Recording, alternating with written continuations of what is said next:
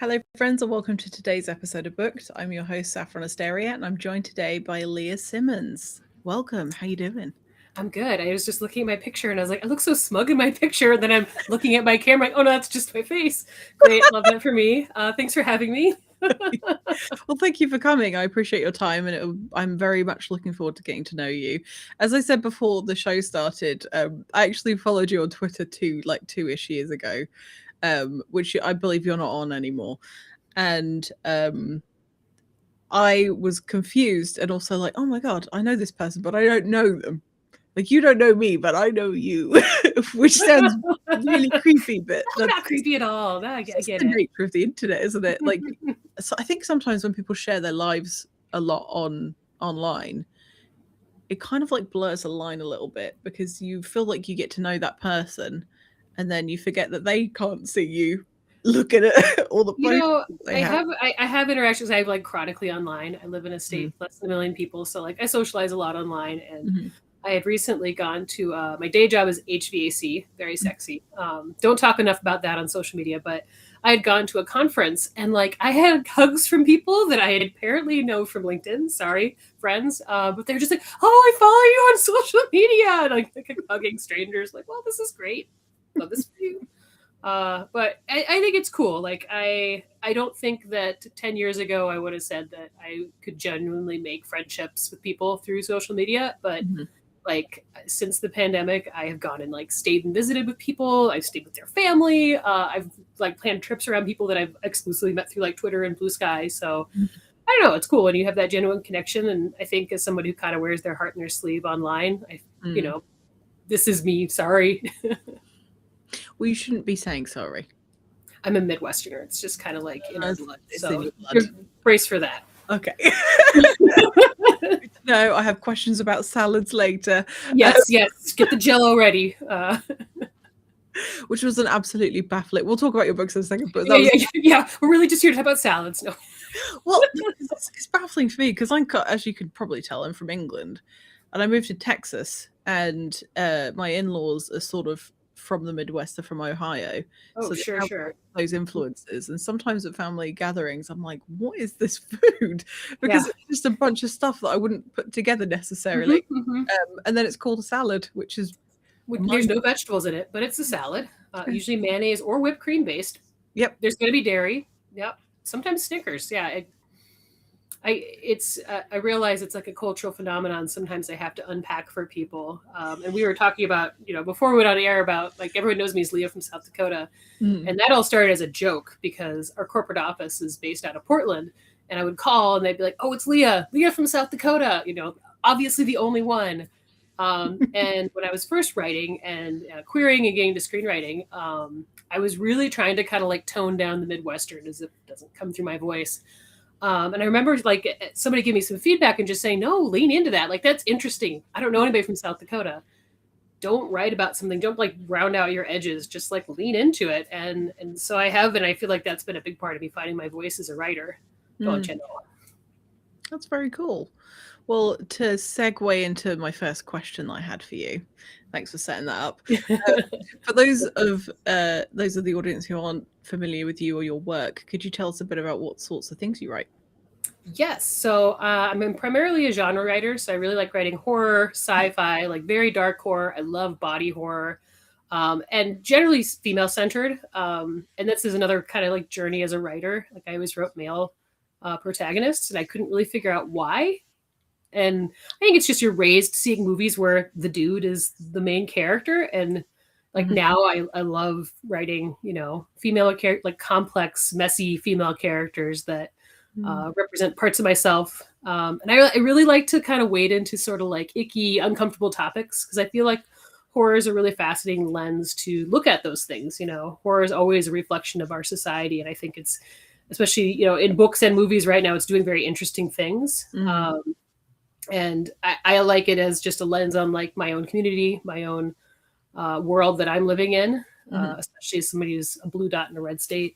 Mhm.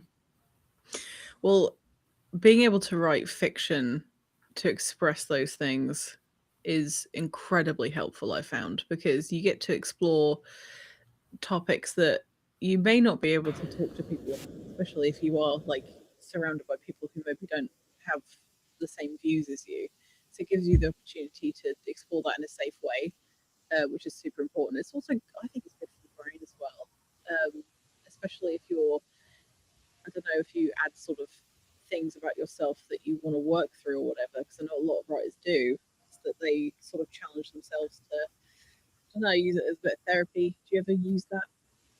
I feel like it's really a lens for me. A lot of my stories come as questions, Mm. and even with The Lost, it was really kind of examining the difference between how women come of age and how men come of age. You Mm-hmm. know, and especially at a time where we have the manosphere and we have all this pressure on young women, it seemed like a really interesting dynamic to look at a story where you have, you know, Wendy, who's arguably like the only female character with any agency in the story. And then you have the Lost Boys, who are permanently children, and the pirates, who are just these, you know, terrible old men. And it's, like I said, it made for a really interesting thing to explore an idea of like, yeah, what does it mean to come of age? And when, you know, what is a society where women get to choose that look like? Because we don't really live in that society right now. And that was really a big springboard for writing The Lost. And I think looking at complex things like that through the lens of story is just fascinating to me and draws me into whatever project I'm working on. Mm. Something I wanted to ask you about. So we're going to be talking about The Lost for a minute here. So I'm just going to put a little There's my QR cat. code. Amazing guest appearance. So if you are interested, as we're talking about this, there's a QR code to find The Lost there. And I think it's in the description below. If it's not, it will be shortly. So this is a retelling of the Peter Pan story, which I found fascinating because when Brian from Phoenix Marai first sort of set this interview up, he told me that the book was releasing and it would have been like weeks from the point that we had a discussion. And I went and looked at the description. I thought, I can't imagine how that's going to look in terms of like the story itself. And I started reading it last night and I couldn't stop. It was really, really interesting. And I loved your take on the story.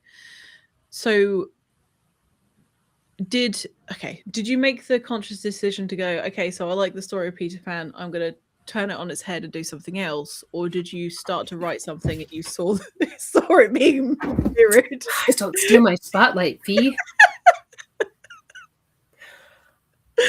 You know, it's definitely that chicken or egg kind of thing. I had always enjoyed the story of Peter Pan, and I think it's because my little brother was obsessed with it, like the Disney version. He absolutely destroyed our VHS copy. But I was always like a late bloomer growing up. I always played with kids who were like in the year younger than me, my sister's grade. And I just had zero interest in growing up. I wanted to play dolls and Barbies, and I wanted to be a kid as long as possible. And I think the reason why is because I was terrified of growing up. Because growing up meant like all the scary things. It meant like your body was going to change. You were going to get your period. You're going to have to like learn how to drive a car. And that was sort of the, like I said, the kind of the obsession I think with Peter Pan. Really kind of like kicked off because I mean everybody kind of I think has a story about like what pushed you to write a novel, because it takes a special kind of freak to write that many words, right? And to do it so many times. And I'm hoping to speak to lots of writers who are just like, yes, I get you. And what happened was I had a good friend playing roller derby, her son Barry. Barry was like this 6 foot tall redhead kid. Everyone loved him, and he was killed in a car accident. He was just just a kid driving in a it was a rainstorm and it turned to snow, and he just he overcorrected and was hit a tree. And it was like the first time I think that I had lost someone that close to me that was that young, and the realization that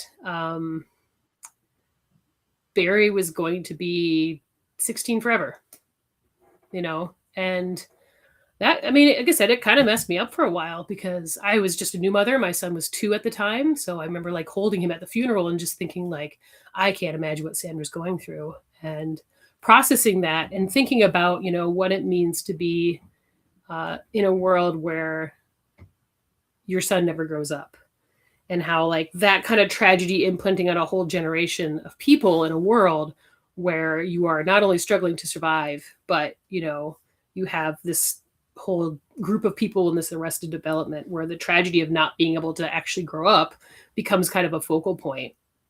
And then from that, as I'm reading this, I'm just like, it seems so much more interesting to have the perspective remain from Wendy. So we have an outsider that gives us kind of an excuse and becomes that catalyst for the story.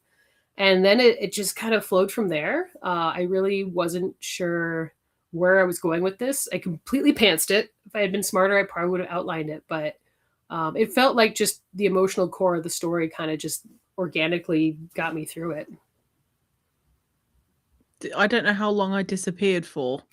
I filled in for you. Everyone was good. Thank you. Oh my God, I'm so We talked about technical problems. If it helps, I think the cat's gone, so we can't blame her. Okay. I'm sorry about that. I just like you froze. Like, good, great answer, Leah. Oh my goodness. Fix it in post. This is what happens when you do things live, right? Honestly, and also it couldn't have happened at a more like important. Yeah, I was say. Well, there you go. Sorry. So I think I got most of it. So okay.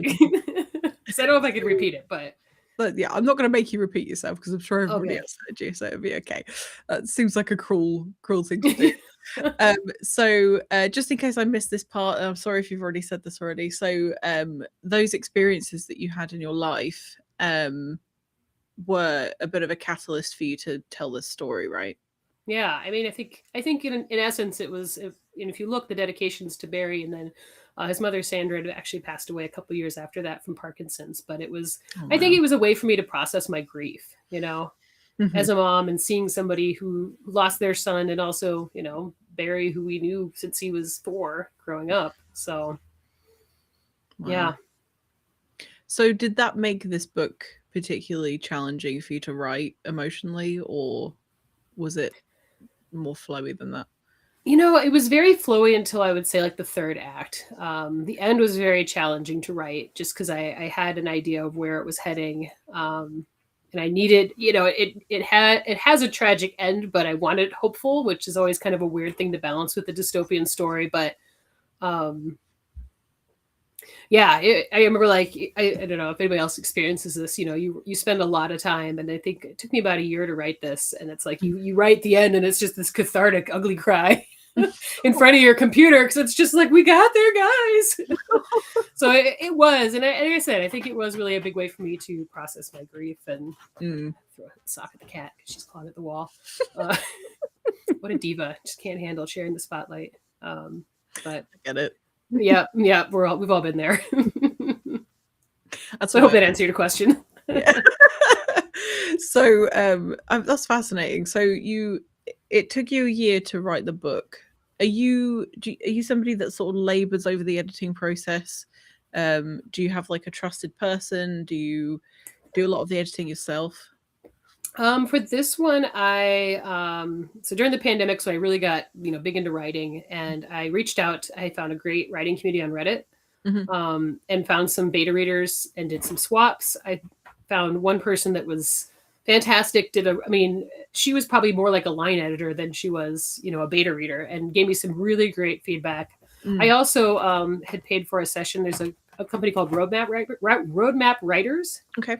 And they primarily work with screenwriters, but they have a prose like division too. And I had signed up for a month-long mentorship.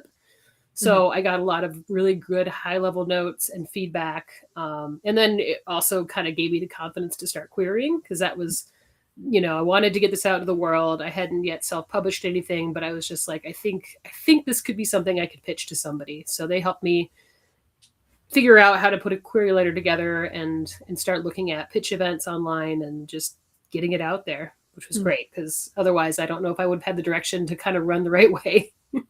Well, it's not an easy field to be running through anyway. No. I mean, I talk to all sorts of writers in different stages of their career. Some of them self-publish, some of them go through indie presses, some of them have had like a mix of everything. And I think there is just such a wide range of advice that people can give and receive, and everybody's books need to be treated pretty differently in order to where it's just a minefield for sure. And I think it's good to remember that there's no set path for anybody. So if you are listening to this and you're upset because you've been querying for a while and it just hasn't landed, like that doesn't mean your manuscript isn't good. It doesn't mean that the world doesn't want it. It has nothing to do with your value as a writer. I know when I was querying, I was really trying to keep an eye on indie publishers just because it felt like a better fit for me. And I got to say, shout out to Brandon and the team. They did such a great job. I laughed because I had gotten a hold of them because they liked one of my pitches on Twitter, and I sent them, all the stuff, and then they got back to me like, "We love it," and it got buried in my inbox. And I thank God they were just like, "Hey, did you ever see this email from us?" And I'm just like, "Oh my God!" Like I was like such a heel. So check your inbox, check your spam. But it's been such a great partnership, and it's been so nice to just have the trust and confidence with, my book baby, for them to help put it together and make it its best. Oh, that's so nice. I'm always glad when I hear good stories about people like working with somebody else to publish their work, whether it's like sometimes people have like somebody that helps them market, sometimes it'll just be them, sometimes they'll have like a group of friends, or I've noticed these collectives popping up where they'll have like That's a good mutual idea. support, which I think is really cool. Mm-hmm. But not everybody gets to have a really good experience. It always makes me happy when people do, because I'm like, it gives me hope. Yeah, I mean, it was freakishly easy, and I've self-published 2 other books, and that was all on me, and so I really appreciate all the work that goes into finding an editor and going through that stuff and designing the cover, and yes, so yeah, it's a labor of love and stress. I think that's always like the thing you tell anybody when they're writing, just like make sure you really love the story you're working on, because you will be working on it for years, and you will read. I mean, I think there's at least 15 drafts of The Lost on my computer. Like, it goes through so many different passes and levels, and it's part of the process. But I always enjoy that every time I read it, it's just like, oh yes, I just fall in love with the story all over again, and that's always a cool feeling. Oh, definitely. And I think that's something that a lot of writers that come into this, like when I first joined Twitter, it was because I was told that, because I was writing a book at the time, I was told by somebody who'd self-published her work, and their like top piece of advice for me was to find my audience before I finished the book, because it makes it easier to market it. Okay. So I joined Twitter, found all these writers, and it was like I was walking through a village on fire. It was awful. Like everyone was like miserable, and they're like, "This is really terrible. Oh my goodness!" And it really put me off like the traditional route, because I thought, "Oh, I haven't got the patience." Firstly, and secondly, I don't know that. I don't know if I could do it. It just seems like I do like marketing's part of my day job, so I get it, like the onslaught of it, and that's I think maybe the hardest part that people don't talk about. In publishing is like you have to be like promoting and constantly getting it out there, because the algorithm is just you're just a little voice in the giant sea. But I also think that's why making connections with people is so great. I don't know who's tuning into this, but if you're one of my friends tuning in, thanks. But yeah, like I started a newsletter this year. Like, oh, that's cool. Not a Substack. I just mail people a newsletter with stickers. Yes, I was like, no, we're going to do something more fun and way more labor intensive. So I send out periodic newsletters, and if anybody's a newsletter person, I have them. They're going to get mailed this week, and I made little bookmarks with QR codes. You physically do mail them? Oh yes, I physically mail them. I'm on like a first name basis with our postman, because I go down there with like I think I have 120 newsletter subscribers, which is insane. I didn't think I would have that many, but it's also like super cool because people send me mail, and I get so many little snaps from people that are just like, "Hey, I got my letter and it made my day," and that makes it all worthwhile. So I don't know. I think that's the coolest thing about the writing community is that yes, it is an onslaught of people promoting their books and talking about their querying journeys, and they're sharing their pages. But like, I love all of it because we're all doing the best we can. And right now, the world needs stories. We need writers. We need people like us. And I mean people that aren't living on private islands and jets. Like people that are working in this world and sharing their experiences and their thoughts. Like, so if anybody's out there like being down on yourself, keep going. Yeah, find a way. Yeah, print off zines, throw them out to people, mail them anywhere. Like, There's a way to get your story out of the world. I love that idea so much. I might steal it. I know it's Go not for it. Steal away. the first person to mail things, but I'm. Well, I have your email, so you'll have to send me your email address. I'll get you on the list. Let's go analog with this. Why not? Why not? I mean, how many Substacks do you get? How many newsletters get emailed to you? And I try to keep all my friends' blogs, but yeah, my inbox gets stacked with things. Oh, same. And I like, and doing this, I want to sign up to people's newsletters and things like that. Oh yeah, you want to support everybody, but there are so many. Yes. Sometimes I'll give them a little glance, but I think I can't commit the time to this, otherwise I'll never do anything else.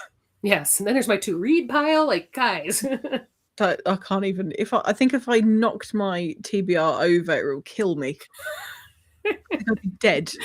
I can't read all of them because it's part of my coffee table now, so it's holding it up. Smart. Keep it low and wide. That's right. Do. Worry about the hardbacks. Extra stability. So the chats only just all came through. I think they were here before, and I'm so sorry. I wasn't ignoring anybody. That's great. There seems to be gremlins in the system, and I'm so sorry. So if you are still here, hello. If you've left because you were we understand. Didn't show your comment. I'm so sorry. But we have BJ Lindsay. Hey, BJ. And we have Aaron. Hello, Aaron. Hey. And we have Ian. I don't know if Ian's still here because Twitter, sometimes people just dip in and out. Hello. I hope you're all doing well. And if you're watching this live, welcome. I'm glad you're here. If you're watching the recording, I'm also glad you're here. But it's not as personal because we can't converse. But drop stuff in the chat anyway, so I know you're here. So I totally agree. Sort of agree. Mostly agree. Because not all of the Hollywood stuff is slop. Some of it's good. There's some good stuff coming out. I recently watched Sinners. It's now become a part of my personality because I love it so much. Yep. It was so good. Like I have not seen a film that got me like that in a long time. You know, I really love Sinners, and I think movies like that, like I said, not every movie, but I think the movies that really resonate with me are the movies that they just really go there. They take chances. They, like I said, they make you uncomfortable. They make you feel something. Like that's what we're telling stories for, right? I think sometimes we forget that storytelling is magic. It's how you transfer an emotion from me to somebody else. And I think that's why I like horror. It's a very big straight cut, so it can make somebody squirm really easily. But I think that's why people want. We read stories, we watch movies, we listen to music because we want to feel an emotion. And how amazing that we can just do that with a page turn or a click of a button. Yeah. It's quite the superpower, and I am also a huge horror fan. Not so much movies and TV shows because some of them are too scary for me. I don't like things like Saw and Hostel and things like that. Yeah, I'm less on gore and more I like a good jump scare though. I also like I also really like an old slasher. Oh yeah? Yeah. It's kind of because they're a bit over days as a kid, yes. They're a little cheesy. The blood's a little too red, and it get too scary. Yeah. But I absolutely love reading horror books because you can do so much with the word that you can't necessarily replicate on screen the same. Are you a big horror reader as well? Not as much. Weirdly, I read mostly like nonfiction. I also recently joined like 2 different screenwriting groups, so I feel like I spend like 90% of my time reading scripts now, which I love. I know some people do not enjoy reading scripts, but I'm a very visual person, so I always feel like I can just watch the whole movie in my head, which is great. That's cool. A little while ago, it was probably about a year ago, I read the book Horror Movie by Paul Tremblay. Oh, yes. I have read that one. Yeah, well, because it's like a screenplay that's in a mix with the novel, so I loved it. I was like, it bridges the world. It was so good. I just picked it up randomly from a secondhand store, and I was like, okay, let's just give this a go. It's promising me a lot. With the red edges and the cassette on the front. Yeah. And that was fantastic. Yes, the tone and just like the dread it's so great. I really enjoyed it. Yeah, fantastic tension building, and it was just so deeply creepy. Which I'm a big fan of. So with your screenwriting and novel writing, do they work in tandem, or do you have to keep those parts of you separate? Oh, it's really hard to keep them separate. I like to have lots of projects to work on at one time, so I can usually shift back and forth pretty easily. It is really hard because I generally write prose in past tense, and then you write screenplays in present tense, so that can get really messy sometimes. But I always feel like every story kind of dictates the medium. So I'll percolate an idea. I have a question I want to explore, or maybe just like a silly idea. And if it's very complex, I know it has to be a novel. But something that's very, short and succinct, I'm like, well, that can probably be a feature. So, and sometimes I just want to try like a new genre just to try things. I was a really big fan of the season of the Residents. I don't know if you saw that. It was a Netflix show. And I'm like, who knew I was such a big fan of cozy mysteries? So I'm trying to write a cozy mystery, which is really hard when you're a horror writer. It's like, all right, no grisly deaths. Scale it back. So I'm trying to write. I've got about 40,000 words into it, so I'm off to the races. But it's a hot dish murder mystery leading into that Midwestern part. It's about a food television personality who is a guest judge at a Minnesota small town hot dish competition. And of course, the reigning champion of the competition is murdered. And so she's going to go figure out who done it. There may be a lot of Jell-O salads and Spam and don't you knows. So yes, it's been very silly and fun, which, I think sometimes you have to pivot from the dark to something silly. Yeah, it's a difficult place, staying in the darkness for too long, and I find it, because I write horror, and I have to like go read something fun or something a bit more light, or even, I don't know, more along the YA side where I can feel like it's a bit more hopeful, because I don't know, it puts me in a really weird space, and I see like bad things everywhere, and I don't mean like hallucinations, but like, I don't know. The best way I can describe it, and I don't know if you can relate to this in any way, is when it's really overcast outside and it's been raining and you haven't seen the sun in a long time, it feels really oppressive, and that's how it feels to me. Whereas when the sun's shining again, you're like, oh, okay, it's not that bad actually. That's my thing. I probably went off on a tangent, but no, that's part of the show. that is, yeah. I need to change it to tangent instead of booked. And then Squirrel, the podcast. Yeah, I bet if I did that, it wouldn't be squirrely enough. Oh yeah, that's true. That'd be the number one complaint. Yeah, 1 star, not enough squirrels. So we did touch on The Lost, but I was wondering if you could give us a bit of an overview of what your version of this story is. Sure. So the story centers on Wendy.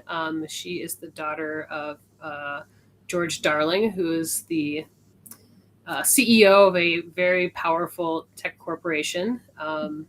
When the world is, as it is now, under a lot of pressure, George decides to take his children to a fallout shelter that he's built in the swamps of North Carolina, private property called Neverland, and places his children in cryogenic chambers, and of course tells them that, Mom and I are going to be right in there. We'll be waking up together. Everything will be fine. Of course, the story starts with Wendy waking up to alarms going off because something is wrong. Her parents are missing and somebody is breaking into the facility. So as the story kind of evolves, you realize that this is 75 years in the future, and the people breaking into Neverland are the Lost Boys. So Wendy, knowing nothing about this, is taken to their leader, who is Peter Pan, aka Pan, who's kind of just this mean boy. I mean, he's the oldest of the Lost Boys, so he kind of exerts his dominance, and need to work Tinkerbell in there. So he has taken some old parts and made a drone named Tink to help them kind of view around, because the only real danger they have is scrappers, and these are the pirates in the future. We have Captain Hook and his merry men that basically have an old ferry converted into a salvage ship. So they troll through the wilderness and try to find anything they can to salvage, because Wendy discovers that there was a biological attack, and basically the population was decimated, but especially women and children were susceptible to this biological agent. And so there's really only men left, who are the scrappers. And the Lost Boys, who were part of an experimental vaccine to try to save the children. But it didn't work. I mean, it saved them, but it also kept them from physically and mentally aging. So the Lost Boys are about the same age as Wendy, but or the same age as Captain Hook, but obviously they never aged. So you have these kind of bookends to society. And Wendy, being Wendy, figures that this could all just be solved if I could just call my dad. Yeah. Which Captain Hook is just happy to tell her he can help her with. Yeah, I'm sure he so does. Yeah, that kind of launches the story into dark areas. I'm about, I don't know, probably a third of the way through the book. I only started it yesterday, but I couldn't stop reading it. Obviously I could because I fell asleep. Not because the book was boring. Because you are a human and you do need sleep. I get it. Yeah. There was also bathroom breaks. I drank some water. I'm real sorry, Leah. Yeah, I had to function, unfortunately. Otherwise I would have just read the whole thing. But what made me deeply, deeply uncomfortable was the moment that I realized through your storytelling that she was the only female alive and she was a kid. And I just thought, this isn't going to go very well. And I was like, imagine myself in that scenario at that age. She's like, what, 16-ish, 15, 16. And I thought, what a horrible world to live in. Well, it reminded me, and I think there's a scene that kind of talks about it later. I grew up in the 90s. I remember when I was in high school, there used to be a website that would count down the days and the Olsen sisters were going to turn 18. And like, and this is still like the idea of that, like being totally normal was something I grew up with. And you still see, I think now, I mean, it's almost more as exasperated with people using like aging filters and, and being where I'm from in the Midwest, the strange religious tones that Captain Hook's character has, you can see how all of this sort of plays into a lot of the misogyny and just predatory nature, I think, of what like a hyper patriarchal society looks like, which is really what the world has transformed into while Wendy's been asleep. I do promise a very cathartic ending if it helps. I'm finishing it probably tonight, and I was in bed and I was thinking, oh, this poor girl, please protect her. And again, like I remember somebody was just like, is everything okay? And I'm like, I feel like sometimes you have to just go there. I remember having a conversation with my mentor who was just like, you really ask some really uncomfortable questions in this. And I'm like, good. Like, I think that's what horror should do. And like, I think that the fact that people have a really strong emotional reaction is good, because you should be horrified that, these things are happening. And that Wendy has to, defend her friends and, make tough choices. But yeah, I warned my friends, because I've also written like middle grade books, like fantasy books. And I'm like, this is not the same. This is, even though it is, based on, a children's story, it is not a story for children. Yeah. I was wondering actually so now that you've like lived with this story for however long you've lived with it, who would you say it was for? Like, who is if you had a target audience, who would be your target audience for it? I definitely think it's more geared towards women. Like, I would love for more men to read it, just because I think getting inside Wendy's head and understanding that, like, this is the kind of situation that women are always, like, young women are placed in a lot. Having to navigate, like, being both a nurturer and a sex symbol before you understand what any of that means. I think that a lot of women will feel very seen by experiences they had growing up, whether it was just catcalls or being told you're very mature for your age. every woman has these stories, and I think it's interesting talking to men who just they just don't understand. So I'm hoping that, like I said, even though I feel like women like 16 plus will identify a lot with Wendy and understand that, I'm hoping more men will read it too, because it is, like I said, it's icky, and I think just addressing it head on and showing for what it is can change people. Interesting. I think it is a very uncomfortable subject. If I don't know, it's not uncomfortable for me being able to relate to experiences like that, but it's going to be very uncomfortable for people who haven't been through that, and also have, I suppose, as well, because it's not nice to bring those things up. And it's always interesting to me to hear, like, well, I'm going to rephrase that. It's always interesting to me to talk to men of any age, really, about the experiences that we have as women, and the way that women are treated in, like, England and Texas, for example, where I live, does feel very different. And but like the shared experiences are all pretty awful. And Yeah. so, and I'm not saying that these things don't happen to men, but it's like historically not, they're not like the target of Yeah. things. But yeah. Yeah, a lot of my stories and the writing, I do kind of wrestle with, what that experience is like for women, just because, it's strange to be an object.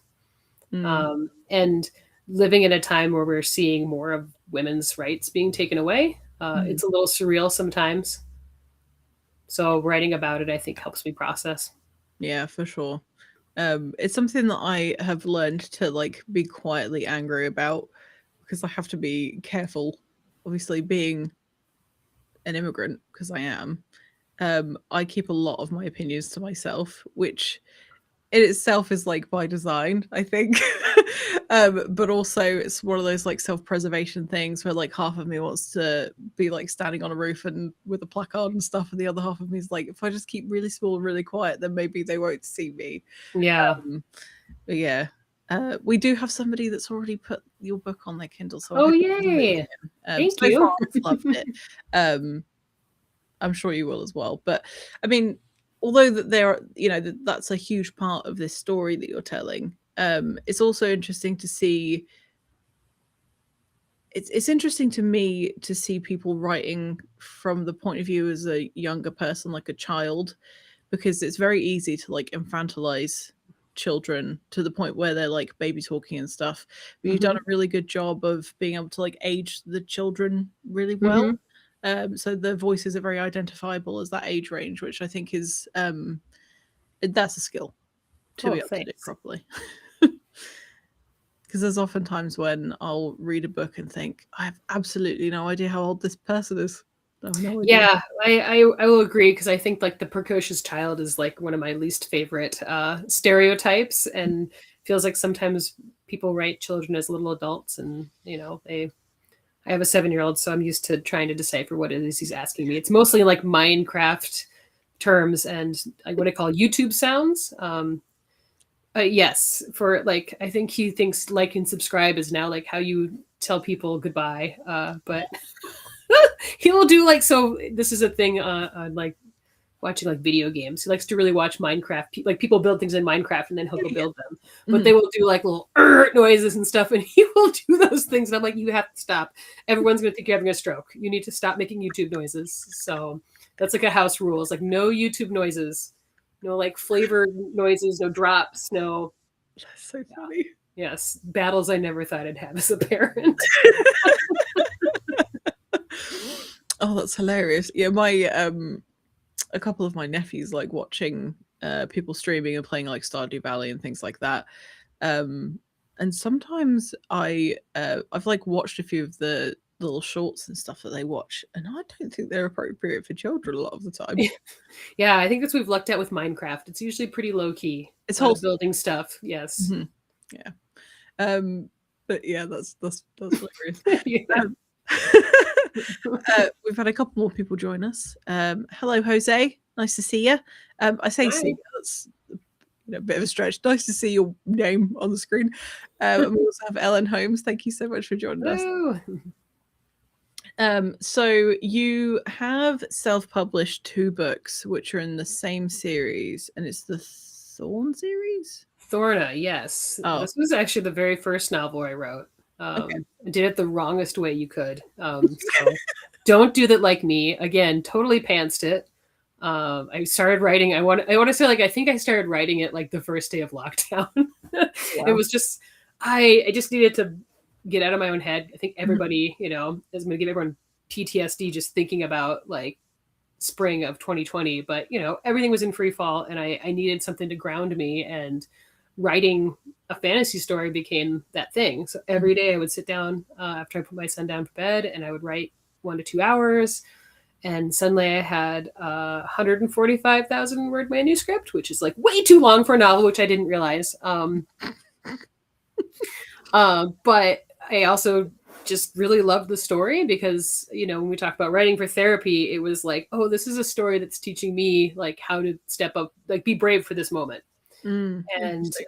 like thinking about that is almost like this emotional artifact that I can hold in my hands. And I did queer it for a little bit, and I was just like, I don't think no one's going to want a book this big.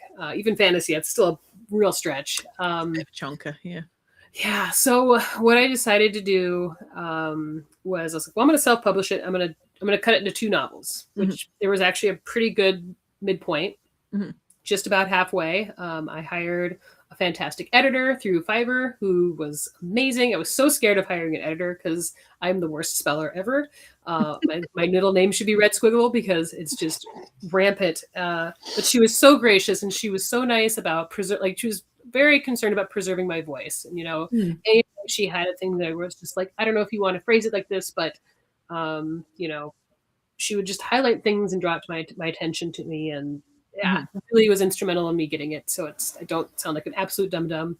Uh, and then I hired, there was an illustrator from I think Ukraine actually that I followed on social media. I loved her artwork and was just like, can I commission you to make it a cover, because Mhm. I'm going to screw this up if I do it. And money well spent. Oh my God, hire human artists, especially people who do book cover design. Mhm. It was like a week. She took my stupid little sketch and she turned it into something gorgeous, and like That's also amazing. packaged the fonts for me. So she's like, if you want the fonts to match your chapters, like, yeah. And it was just Legend. a couple $100. God, So like that's for really anybody cool. who's just like, oh, AI is cheap and looks fine, like it doesn't. It looks terrible. And B, like artists are really struggling right now, and how amazing it is to have something that's like a real piece of artwork that's your book. So if you are self-publishing, just highly recommend finding an illustrator. Even if it seems expensive, like ask them if you can pay in payments. Like seriously, they're willing to work with you. Yeah.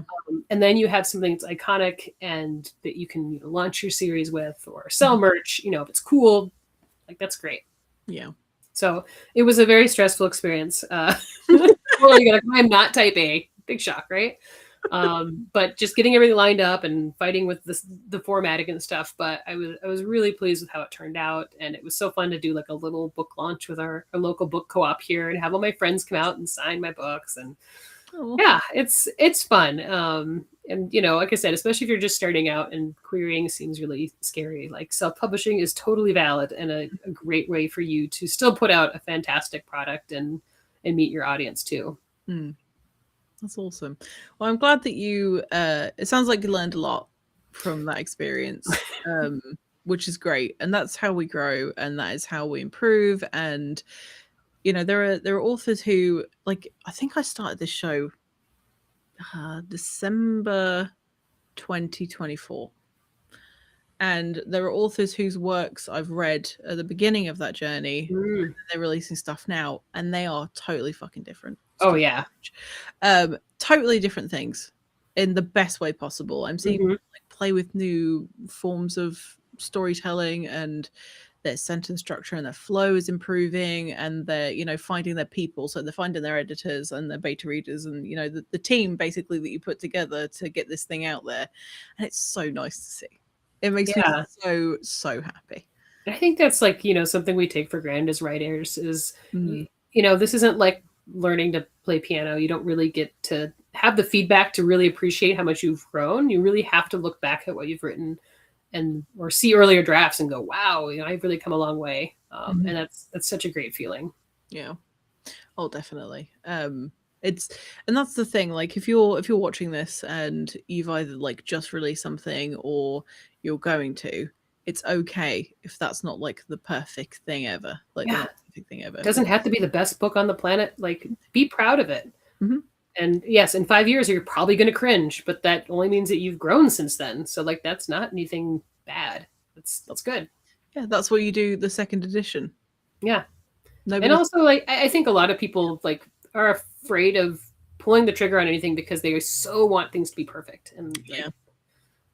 just don't hold yourself back. It's never going to be perfect. If there, I mean, you're going to find a typo part on the first page, whatever it is. Like, that's not going to kill it for people. Like, give yourself permission to learn and put yourself out there. Absolutely. And also, like, try and find the people that you can trust with your work. They don't have to be friends. In fact, it's probably important that they're not all your friends, because I think it's really hard, it is for me anyway, to give like super honest, constructive feedback without trying to wrap it up in this like protective bubble where I don't want to hurt people's feelings. And I find it really hard to give Yeah. constructive feedback. I used to do a lot of beta reading, and now I'm like, no, I'll have arcs. I can't bear the thought of telling you that you need to change this in any way. I've definitely gotten better at it. I think I really struggled with it before. And I think like screenwriting, I probably read at least a script or two a week now, and it's helped me to look really at the story structure, and keep things really high level, because generally people don't need you to nitpick, oh, this sentence is a little long, you should vary your sentence. Like that's a down the road thing.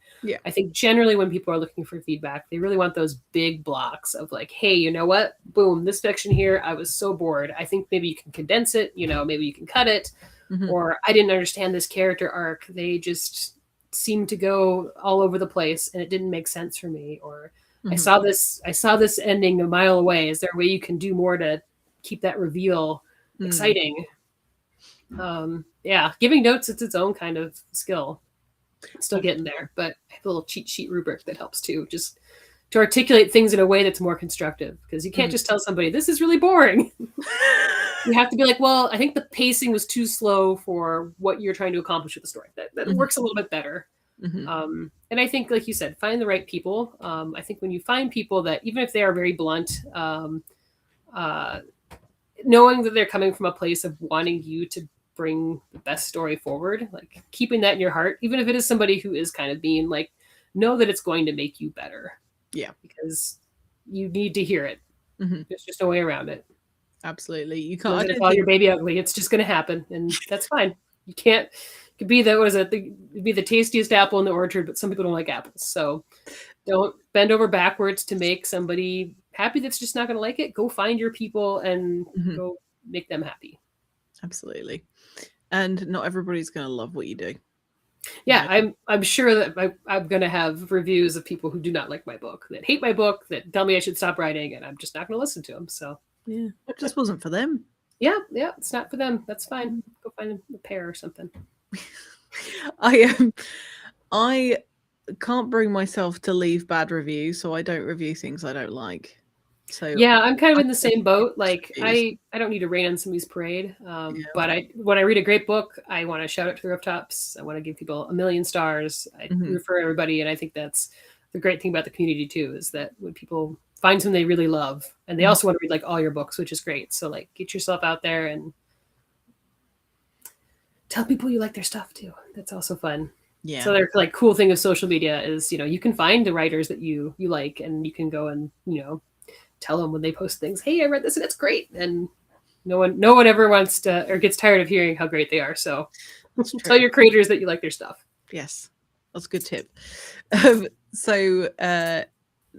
cannot believe we've been talking for 50 minutes. That time went by very, very quickly. I always ask the same 2 questions at the end of every show. So now is the time. If you have any questions for Leah, put them in the chat, because I'm about to shut it down. So did 2 questions, which you told me and I've already forgotten. So that's okay. You'll remember them. Not at all. Yeah. Yes. Yeah. So my second to last question is, what does success look like to you as a writer? I think success as a writer is just loving the craft. You know, funny tangent because we love tangents. I had gone to like a awards banquet thing a while ago, and they had asked everyone who was successful to stand up. And I was the only person that stood at my table, and even my boyfriend's like, "What are you doing?" And I was like, I mean, I'm not a CEO, but I'm like, I'm happy. I love what I'm doing. I love the people I'm with. Like, isn't that success? Like, I'm not disillusioned enough to think that I'm going to be a world famous writer. I'm not going to be the next Stephen King.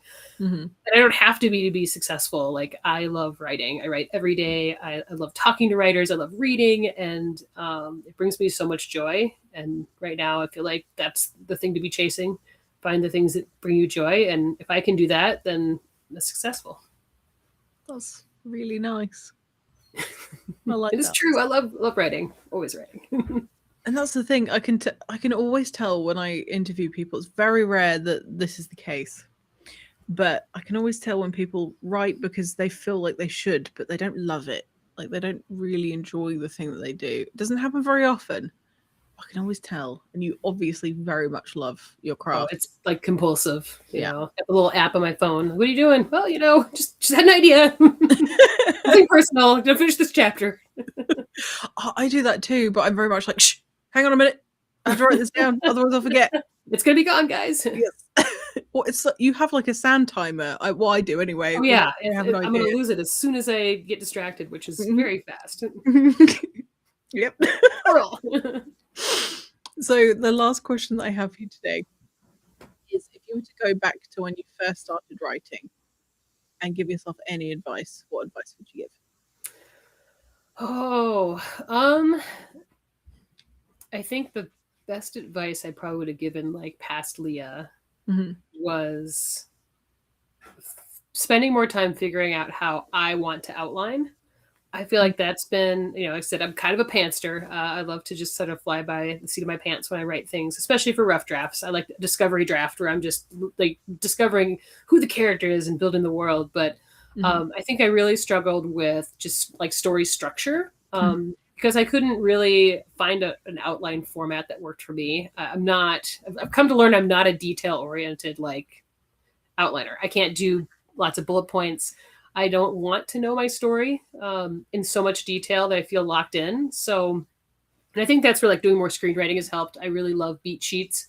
It gives you these big 8 blocks to work with. It's very simple. It's very flexible.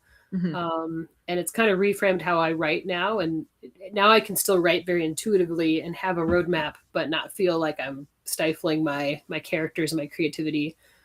Which is something I don't think when I was first writing that I thought was even possible, because I thought everything I read was like, well, this is how you have to outline, and this is the structure, and this is the way it's done, and it felt so suffocating. So it's very nice to know that there's not really any one way to do anything. You just have to find the way that works for you. Awesome. It's very cool. Oh, also that you can skip ahead. This sounds very silly, but I was always a chronological writer, and I would like bang my head against the wall because I couldn't figure out a chapter. And I was like, oh, I can literally just do like 2 pound symbols and say, finish a clever scene here, pound, pound, and then just keep going. You can totally just skip ahead and cheat your characters. It's fine. Oh, you'll find them eventually. Yes, yeah. As long as you circle back, don't put it in the final manuscript. But yes, you can just bounce around the story. It's fine. So, you've inspired Ellen Holmes. Yeah, I always love discovery draft, and I cannot remember who's that term, but I really feel like that. Like I hate the term vomit draft, but I've never heard that. That's revolting. Isn't it terrible? I mean, that is kind of how I write. I just like exercise a demon out of me. But like I love discovery writing because I always have a clear idea of who my main character is and like what their journey is, but it's everything else that I'm just like turning a flashlight and finding the story as I go. And I think that's what makes like that first draft really exciting for me to write, is I'm really just discovering things the same way a reader does in the first time. Awesome. Well, we've had a very latecomer, Tim. Thank you so much for joining us. We're about to leave. Feel free to scroll back and watch the original beginning. The original beginning? Oh my god, I'm losing the plot. Watch the beginning. Oh my goodness. I can't even get this thing to go away. Okay. Here we go. Thank you so much for joining me today. It's been so nice to get to know you and to know more about your writing. I feel like this conversation is just gonna give me more more, I don't know, a different experience when I read the rest of The Lost. I always find that when I get to know people's processes and their motivations behind their writing, it just gives that bit extra meat in the work, even though the work is really good. Yeah. So very interested to hear your thoughts on it when you're through. No, it won't take me long. I've read a lot of it already. But thank you to everybody that joined us today, whether you're live or whether you're watching the recording. I'm so glad you're here, and go check out The Lost because it's a very interesting take on the Peter Pan story. The QR code's there. There should be a link below to go find the work. I like to point because people are visual. Yeah. Yeah. I feel like that would make a good freeze frame. Yeah. Anyway, thank you all for joining us today. Stay safe, and I'm going to wave awkwardly, and I'll see you on the other side. Goodbye. Bye.